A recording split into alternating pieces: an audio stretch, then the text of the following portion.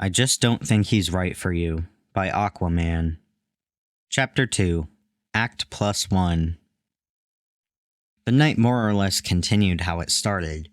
To her credit, Candy Corn made killer martinis, but not even the most celibate monks on the planet could have distilled a gin strong enough to keep Applejack's teeth from grinding at the sight of her cousin, who she loved and supported no matter what, grinding and bumping and all but publicly humping on some pony who liked cracking whips over the decidedly unsexy type of slave.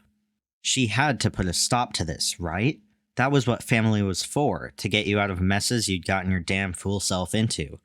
It wasn't Braeburn's fault, really. He hadn't been properly out, drinking or otherwise, for more than a year or so. He just didn't have the kind of experience with ponies that would have taught him to know better than this, to take one look at a stallion like King Crystals are a great substitute for basic equine morals Sombra, and see exactly where even a one-night stand, let alone a relationship, was absolutely inevitably going to end. She had the experience he didn't, that's all. She needed to guide him around the bramble patches she'd sprinted through head first, and more urgently than that, she needed a refill. Applejack swiveled in place to flag down a bartender and found Rainbow Dash next to her, pushing a half-full glass of half-melted ice cubes across the bar top. They exchanged a nod of greeting, and Rainbow Dash's brow shot up at Applejack's deep involuntary sigh. "Geez, usually it's vodka that gets you like that," the Wonderbolt remarked. "Striking out?" "I wish some pony had," Applejack grumbled, nodding towards the impassive black behemoth dominating the dance floor. And, of course, the rakish yellow stallion smeared onto him like butter atop a loaf of pumpernickel. Rainbow gave a commiserating grunt. "Eesh, yeah. Be nice if villains would stay defeated for once, huh?" Applejack grunted too, first at Rainbow Dash, then at the stallion behind the bar who asked her if she wanted the same as before. Rainbow ordered a whiskey cola, then turned her gaze back to Braeburn. "He's pretty different from when the rest of us first met him, isn't he?" the Pegasus mused. "Your cousin, that is. Kinda remember him being less, you know." "Stupid," Applejack growled. "Fruity," Rainbow Dash said at the same time, wilting a bit as Applejack leveled a stare her way. "But, yeah, what you said too." "He wasn't fully himself yet when y'all met him," Applejack said after another sigh. "Sure you can guess why not." Dash shrugged and twisted her lips in a way that said she could, and then talked as if she couldn't. "So what, you don't like the new him?" At first, all Applejack could do was furiously sputter. "I love the new him," she finally managed to spit. "You telling me you don't? You got a problem with stallions not being stallion-y enough for you?" Rainbow Dash stared at Applejack like she'd grown a second head. Next to Dash, a maroon stallion with electric blue eyeshadow muttered, "Only in the mornings, honey." "Stars, Applejack mumbled, wilting more with each ensuing word. "Sorry, I'm on edge." "No kidding," Rainbow Dash agreed, though to her credit, she sounded more concerned than offended. "I've seen Mama Bear Applejack before, but sheesh. He's still so new to this, to being who he really is. He spent years being some pony else, lost so much time, and now he ought to get a chance to make up for it. The world owes him that." Applejack's gaze settled back on the dance floor and became a glare again. "Owes him better than that." Rainbow Dash considered the dance floor and the dark nucleus around which the ponies on it revolved, then shrugged again. "Okay, not that I'm the most qualified pony to say this or anything," she said, "but Sombra is hot." "What? No, he's not. AJ, from one dike to another, he's gorgeous. We gotta be real here." "He's a psychopath." "Yeah, a psychopath with a granite chin and washboard abs." "Washboard abs ain't an excuse for war crimes." Rainbow Dash shrugged a third time. "Well, they ain't. End of discussion." "Fine, whatever," Rainbow Dash muttered into the fresh cocktail she'd just received. "Just saying, cock-blocking your cousin's gonna be tough when you're blocking that much. Got it, Rainbow, thanks."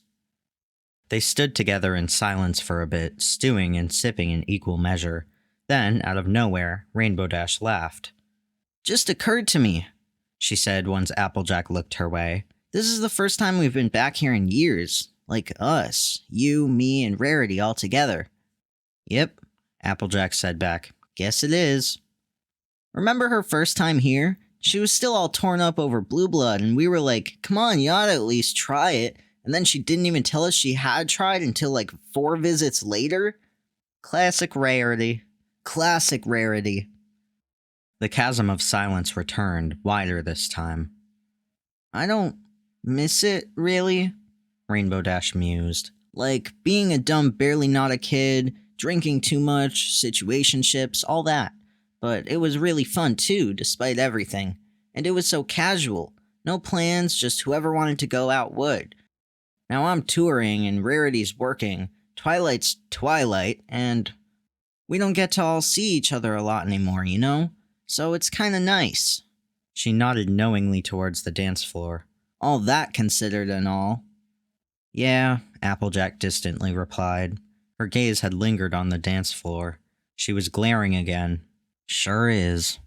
In the corner of her eye, Applejack thought she saw a strange expression flit over Rainbow Dash's face. By the time she turned her head, though, Rainbow was just flashing her the same cocksure grin Applejack had seen 1,000,000 times. And there's classic Applejack, Dash chuckled. Gets her mind set to something and it's game over for everything else. Sorry, Applejack said, though she wasn't quite sure why she was apologizing. I'm being a bore. You wanna, Nah, Rainbow Dash said, still grinning. I'm a wander. See what other old heads are still around. Don't start any fights without me. Before Applejack could even think of anything to say to that, let alone say it, Rainbow Dash was gone. Drink in hoof and a wing already raised in greeting to 2 short-maned mares that Applejack really wished she didn't recognize. She also really wished she didn't spot her wayward cousin heading her way at that same moment, but so far tonight had been full of everything but her best wishes. Phew! Braeburn huffed as he flopped against the bar, occupying the space Rainbow Dash had just vacated. Haven't sweat like that since Sunday school. Applejack acknowledged him with a tight-lipped smile. Braeburn looked at her, looked at the Pegasus she'd just been talking with, and put 2 and 2 together to make 3. Another one of your exes? No, Applejack grumbled. Suddenly, the mares Rainbow Dash had ambled over to were looking past the Wonderbolt's wings, straight at her fellow element of harmony, and Applejack lowered the brim of her hat again as they both chuckled at some inaudible joke. They are, though. Braeburn squinted. Which one? Both of them. Now his eyes went from almonds to tickled pink dinner plates. How many mares around these parts haven't you broken up with? I made bad choices in high school, Applejack said through her teeth. And you expect me to believe Miss Small, Sleek, and Polychromatic over there wasn't one? She's just a friend, Applejack insisted. A stubborn and obnoxious one at that. Well, don't that just remind me of no pony at all? At this point, Applejack's glares clearly weren't having their intended effect on any pony present, but she gave Braeburn a fresh one anyway that he answered with an extended tongue. Had enough of Sombra? She grumbled. Oh, he's just taking a breather, Braeburn replied. He took hers out easy, the poor thing. All that weight he's carrying around, I suppose. You know, he told me last week that... Yeah, I bet he's told you all kinds of things, Braeburn. She wasn't sure where the bite in her voice had come from, why what had been frustrating all night long had suddenly become infuriating. She didn't feel like taking it back, though, even as Braeburn pouted and all her exes laughed, and Rainbow Dash wouldn't look back her way even as she stared or glared or whatever it was right at her. Who was Rainbow to talk about classic Applejack as if she was something other than that now? About old heads, whatever the hell that meant. They weren't old. Nothing had changed. Everyone was just being stupid, and it was always on her to be the sober, competent mama bear. Applejack, look, Braeburn started to say. Applejack, look! Twilight loudly interrupted. She was still in mid-stumble towards them at the bar, Rarity trailing a couple steps behind, wearing a just humor her, she's having fun smile. Her hoof was extended straight in front of her, pointing at a tray of squat plastic cups filled with wobbling red and blue gelatin. Jello shots! I've never had a Jello shot. Can I have a Jello shot, Rarity? You may have a Jello shot, Twilight, Rarity told her as she lit her horn and gently prized a mostly full cocktail out of Twilight's magical aura. The alicorn bounced in place for a moment, skipped over to the tray, and returned with 4 plastic cups stacked atop one another, already squeezing the gelatin out of the topmost one onto her tongue. Oh, it's buzzy, Twilight said, smacking her lips. Vodka? Is that vodka? Applejack, tell me if this tastes like vodka. I'm fine, thanks, Applejack said to the proffered shot, and for a moment she had 2 gratingly pouty faces pointed at her. They're so good, though, moaned the princess. All the drinks here are so good. Rarity, why can't straight ponies make good cocktails? One of life's great mysteries, darling, answered Rarity, still smiling. But perhaps a water would be good, too. What? I'm fine. I'm so fine, Rarity. I'd like a water, personally. I want a water, too. I mean, okay. If you... Yeah. Face scarlet, Twilight slumped over the bar as Rarity signaled the bartender.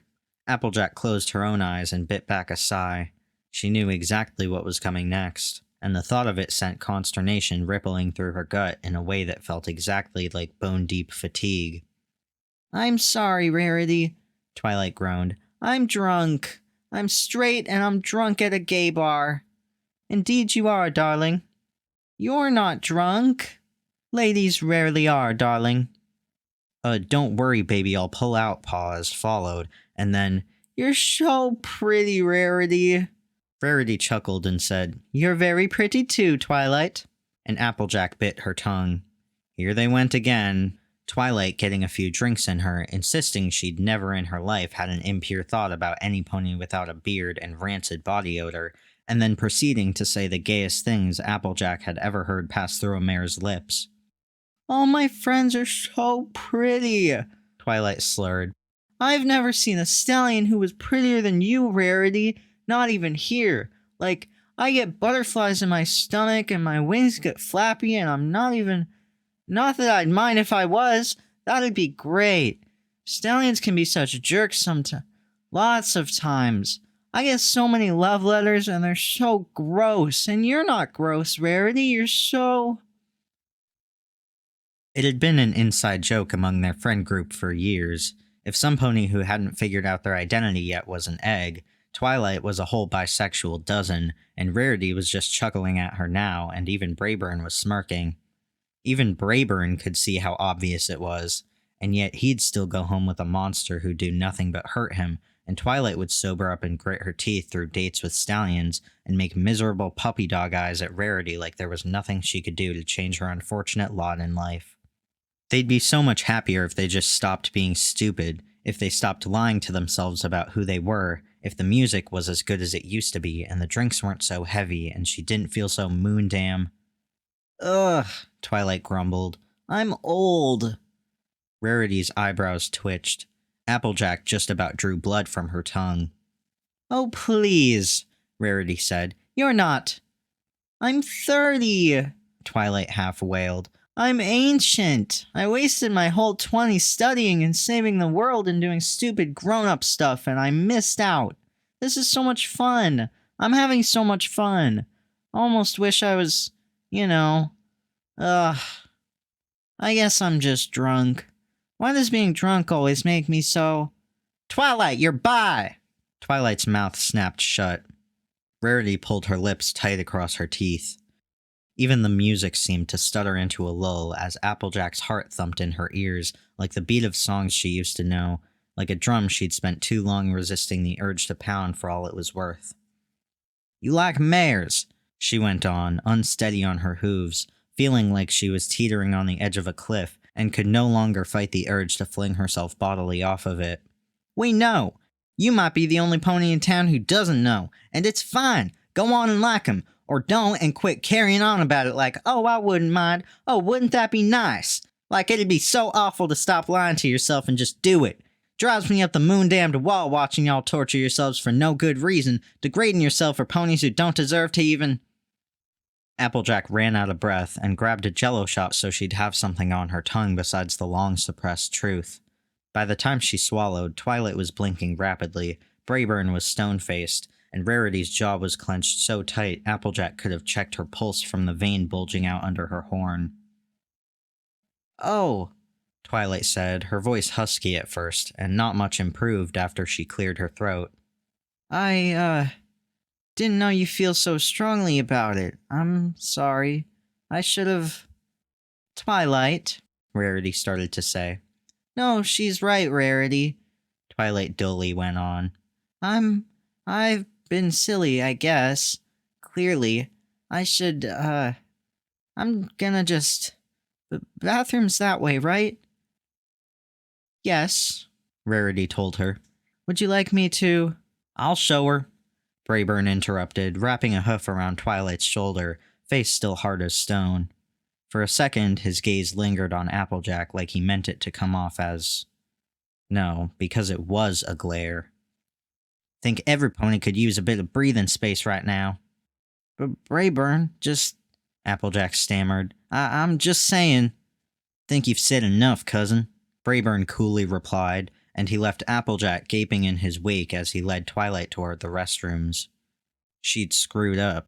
She knew that much. She just didn't know how. Rarity, what? She started to say, and again she was coldly cut off. You know, Applejack, Rarity said, razor-sharp stalactites hanging from every word. I've found many ponies upsetting in my lifetime. Very few of them can infuriate me as comprehensively as you. I just told her the truth.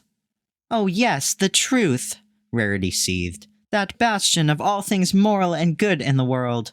That perfect binary of noble honesty and contemptible lies.